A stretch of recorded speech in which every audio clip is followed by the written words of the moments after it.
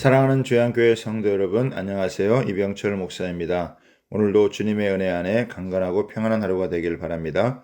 4월 21일 수요일 주 만나는 진정한 회개는 변화를 낳는다란 제목으로 본문은 역대상 21장 18절에서 30절까지 말씀입니다. 하나님은 죄가 많은 곳에 은혜를 더 풍성하게 하시는 분이십니다. 그래서 예수 그리스도 안에 있는 우리로 더 이상 죄의 종이 아니라 은혜 안에서 왕노릇하며 살도록 만들어 주셨습니다. 그러므로 우리는 죄를 심상히 여기거나 쉽게 간과하지 말고 죄와 피 흘리기까지 싸우며 죄를 멀리하는 삶을 살아야 합니다.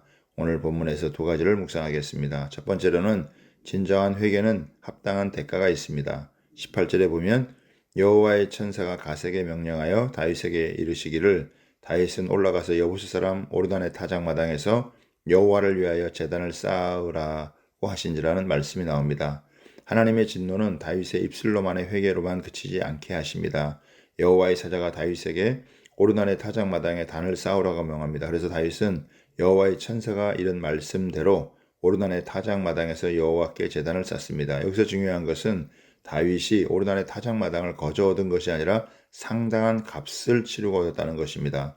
오르단은 다윗 왕에게 자신의 타작마당과 소들과 곡식 또는 기계와 밀을 그냥 드리겠다고 말합니다.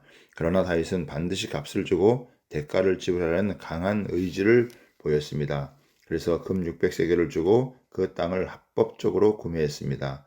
이처럼 진정한 회개에는 합당한 대가가 따라야 합니다. 마음과 삶을 모두 하나님에게 유턴하여 나가야 합니다. 상당한 값은 회개에 대한 다윗의 강한 의지를 표현한 것입니다. 하나님은 이를 기쁘시게 여기시고 훗날 오르단의 타작마당에 하나님의 성전이 세워지게 하십니다. 진정한 회개가 있는 자리에 온전한 회복이 임할 것입니다. 두 번째로는 땅의 가치는 하나님의 나라를 위해 사용되어야 합니다. 다윗은 오르단에게 금 600세겔을 주고 땅을 구입합니다. 이는 100년 동안 일하고 한 푼도 쓰지 않아야 모을 수 있는 엄청난 금액입니다. 다윗이 막대한 값을 지불하고 그 터를 산 것은 돈보다 하나님을 만나는 것이 중요했기 때문입니다. 하나님을 만나려면 땅의 것보다 하나님의 질서를 먼저 생각해야 합니다.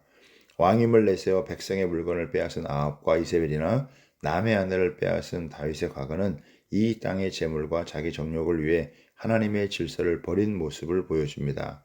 하나님이 주신 지위와 재물로 성도는 하나님의 질서를 세우고 그 자리에 하나님의 나라가 임하도록 해야 합니다.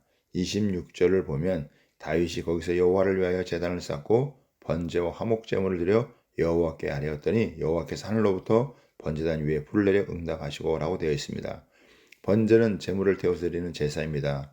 여호와께 향기로운 냄새를 드림으로 하나님의 진노를 가라앉히며 인간의 죗값을 보상하여 하나님과 유화하는 것입니다.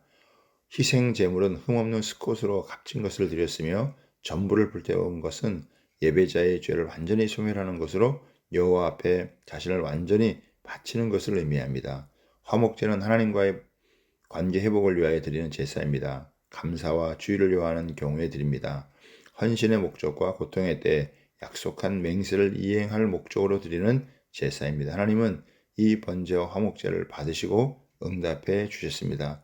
하나님은 중심에 통회하며 진정으로 드리는 예배를 받으시고 응답하십니다. 우리는 하나님을 두렵고 떨림으로 섬겨야 합니다. 하나님에 대한 우리의 생각은 치우치기 쉽고 편협되기 쉽습니다. 우리가 원하는 오직 사랑과 용서의 하나님을 생각하기 쉽습니다. 그러나 하나님은 공의의 하나님이십니다. 죄를 용납하시는 분이 아니십니다. 다윗은 이런 하나님을 배웠기 때문에 하나님의 응답하심 앞에 감히 묻지 못하고 두렵고 떨림으로 여호와를 섬길 수밖에 없었습니다. 다윗이 여호와의 천사의 칼을 두려워하여 감히 그 앞에 가서 여호와께 묻지 못하였더라고 합니다. 우리가 다윗 왕국을 통해 깨달은 것은 이스라엘의 진정한 통치자는 다윗이 아니고 다윗을 세운 하나님께서 진정한 이스라엘의 왕이며 통치자시라는 것입니다. 오늘도 그분과 동행하는 하루가 되기를 바랍니다.